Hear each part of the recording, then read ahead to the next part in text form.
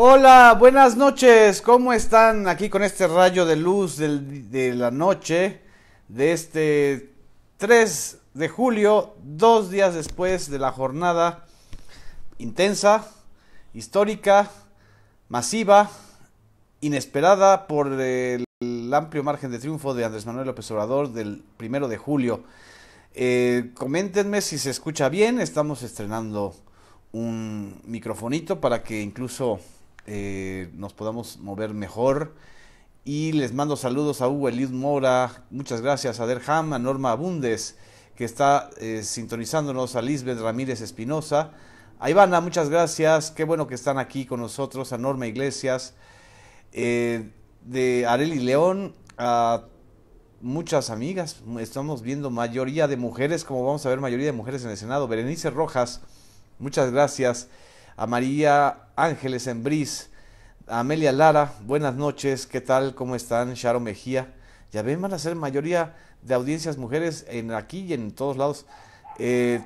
Claro que vamos a tocar el tema, David Noé, que me pide tocar el tema de Puebla, por supuesto. Vamos a empezar, de hecho, si quieren, con el tema de Puebla, porque Puebla se ha vuelto el epicentro de lo que ya está viejo y ya debemos superar, pero ahí están los mapaches bajo el símbolo o el signo partidista del PAN y del PRD, pero en realidad comandados por este cacique estatal llamado Rafael Moreno Valle, nieto de un exgobernador priista, que por cierto fue socio de Carlos Jan González, al más puro estilo priista de los años 60 y con una operación grotesca.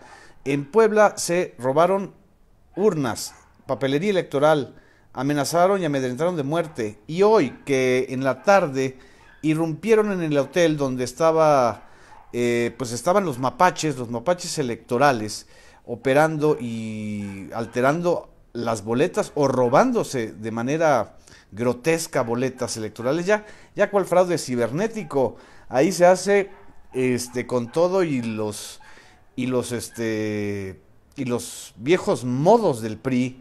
Una vergüenza. La vergüenza mayor no solamente es que hayan retornado a estas prácticas los del gobierno de Puebla, porque además Moreno Valle operó a través de la estructura policíaca y de la Procuraduría de Justicia del Estado. El gobernador Gali sacó las manos, pero lo vergonzoso, o lo más vergonzoso, es que ni siquiera el PAN al que supuestamente pertenece Rafael Moreno Valle, ha dicho nada, ni siquiera ha condenado, ni ha señalado, ni ha subrayado cómo es posible que en Puebla estén haciendo todo para que la esposa del exgobernador, Marta Erika Alonso, quede como una gobernadora espuria. ¿Ustedes creen que van a poder gobernar Puebla de esa manera?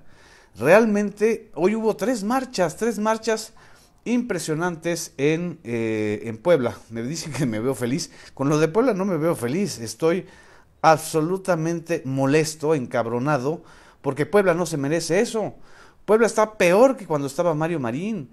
Puebla regresó a las catacumbas de los mapaches más vergonzosos. Vaya, ni en Yucatán, donde la elección era tan cerrada y también donde hubo muchas trampas, se cayó en estas cosas grotescas que estamos viendo en Puebla. Escuchen ustedes lo que se está diciendo en esta marcha, donde dice no a la impunidad y no al fraude, que son las principales consignas en esta noche en Puebla.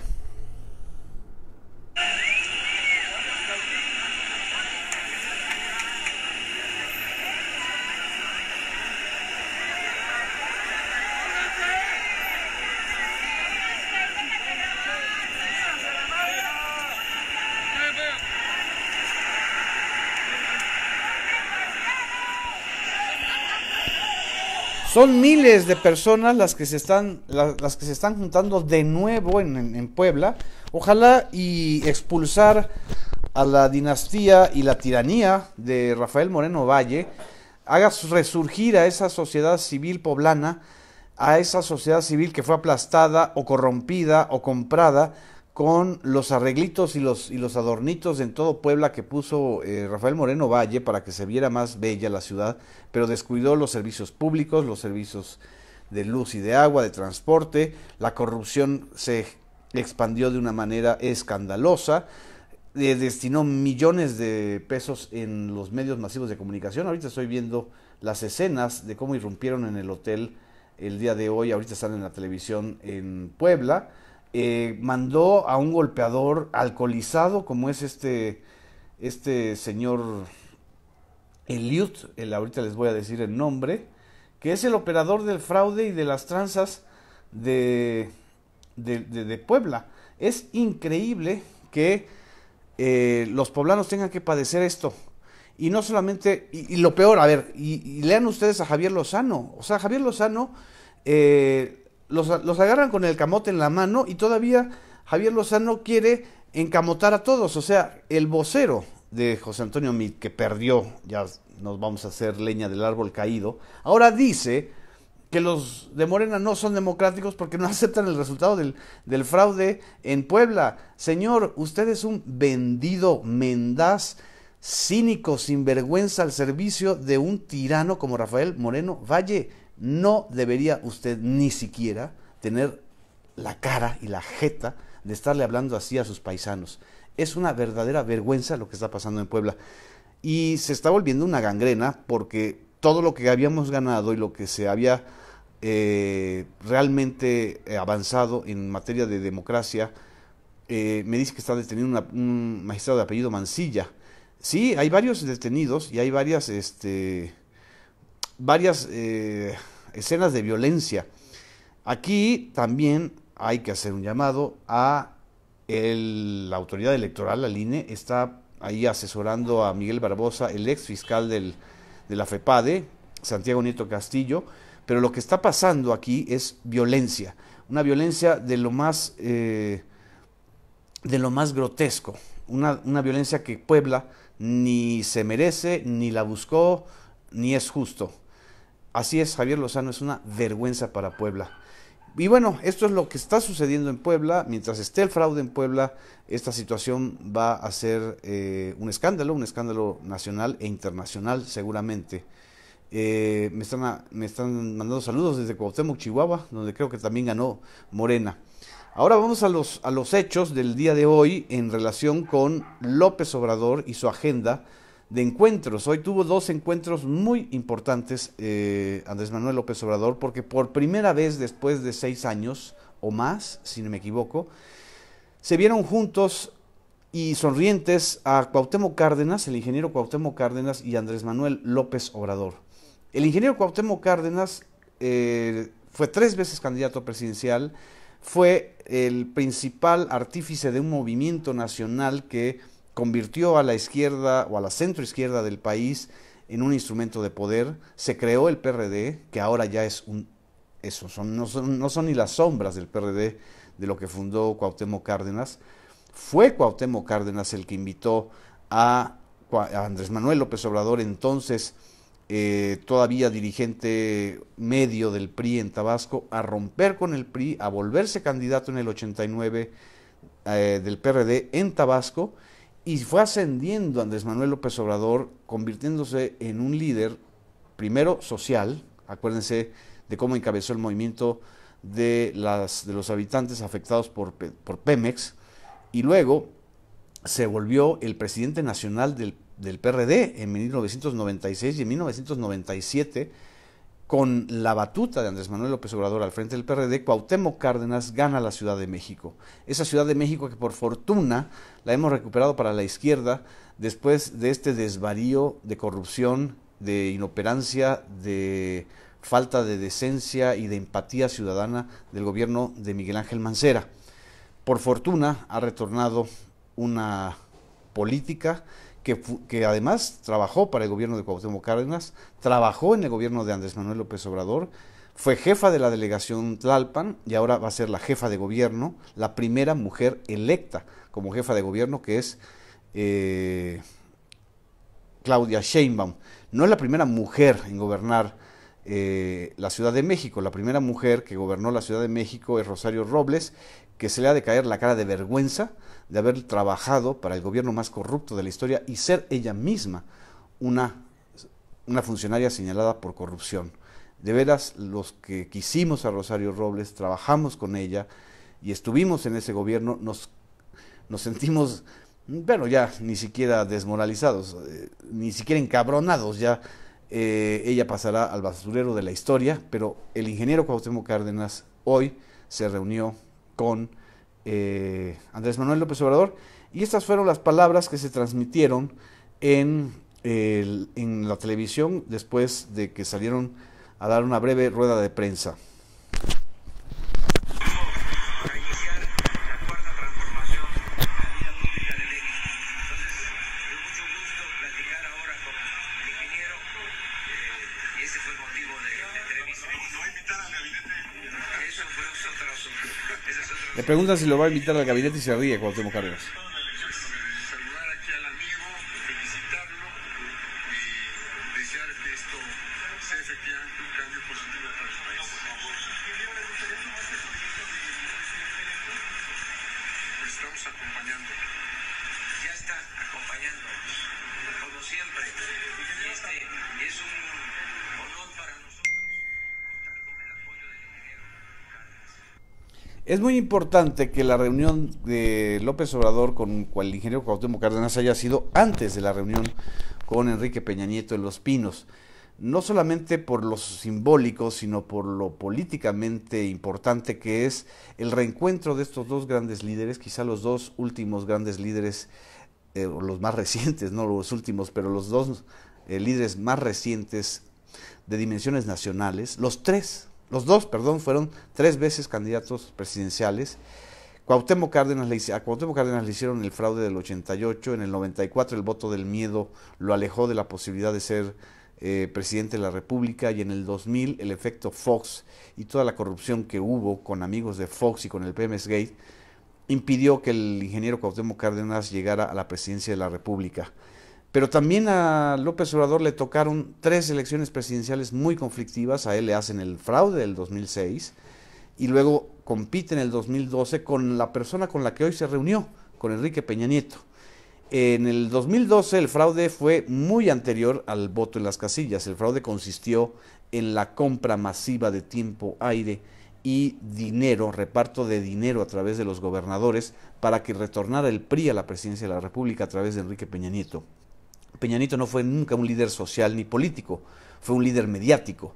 Lo construyen como un líder mediático, se vuelve un producto mediático, gana la presidencia y después de 2 años ya no supo qué hacer con esa presidencia y fue en declive, un declive terrible que hoy se la están cobrando los propios priistas. El siniestro Ulises Ruiz, que fue exgobernador de Oaxaca, que perteneció al grupo de Roberto Madrazo, que fue el artífice del conflicto en 2006 en Oaxaca con la APO, ahora está pidiendo que hay que ir por la cabeza de Peña Nieto.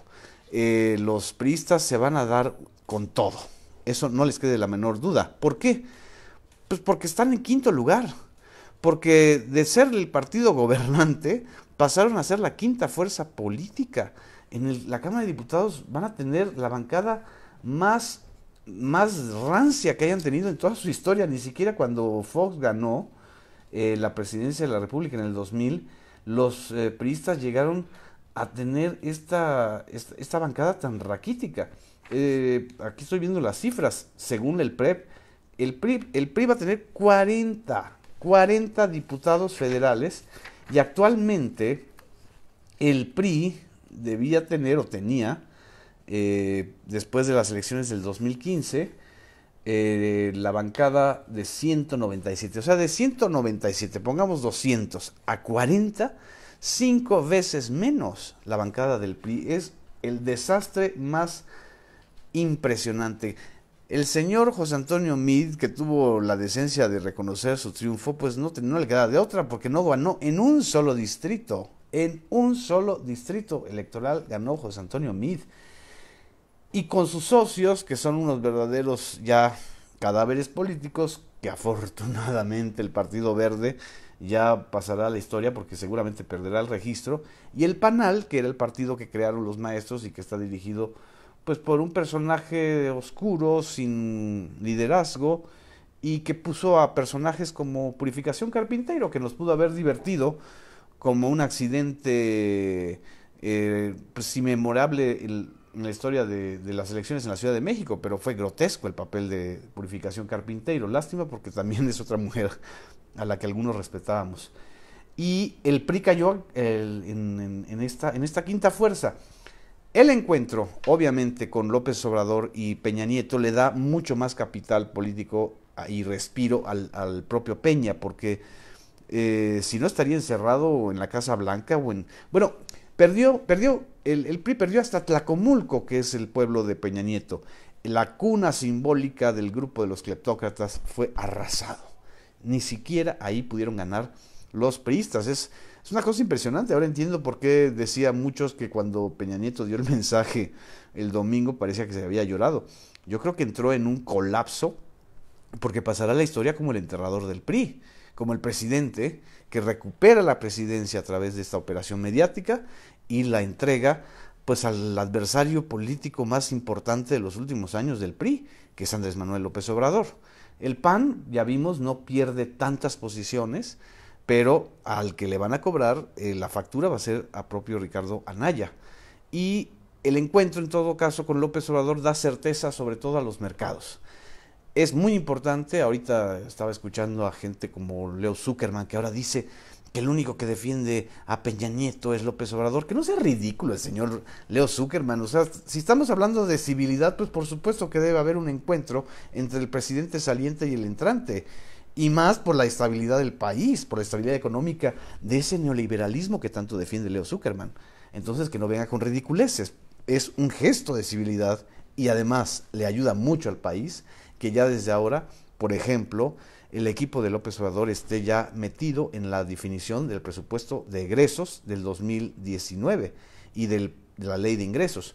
¿Por qué? Porque al estar involucrados en la definición de este presupuesto de egresos ya pueden destinar partidas presupuestales para los proyectos y los programas más importantes en materia social de López Obrador: las becas, las pensiones para adultos mayores, la redefinición de la política de desarrollo social para que no sea la cueva de ratas y Rosario Robles, para definir también la manera en que van a distribuir el presupuesto, que es enorme, para la Secretaría de Educación Pública. Es evidentemente necesaria la interlocución entre el presidente entrante y el saliente. Es también muy importante para el país, para todos, que se establezca una agenda sobre la negociación del Tratado de Libre Comercio de América del Norte. Mientras no exista otro instrumento, mientras no exista una economía industrializada sólida del país, desgraciadamente dependemos del Telecán, que fue negociado hace 30 años por Carlos Salinas de Gortari. Y el tercer eje del encuentro, creo que también fue importante, es la definición de un equipo de dos equipos de trabajo para que decidan dónde va a estar el Aeropuerto Internacional de México. Este tipo de encuentros son los que despresurizan la vida política, y no es que Peña Nieto o López Obrador se ponga de tapete de Peña Nieto. No le debía nada, no le debe nada López Obrador a Peña Nieto. Por favor, no sean mezquinos los que están diciendo que, como el señor Alfredo Figueroa, a quien yo respetaba mucho, ahora está diciendo que el triunfo de López Obrador confirma que había un pacto entre Peña y López Obrador. El león cree que todos son de su condición. Ellos creen que López Obrador necesitaba de un pacto con Peña Nieto para lograr un triunfo.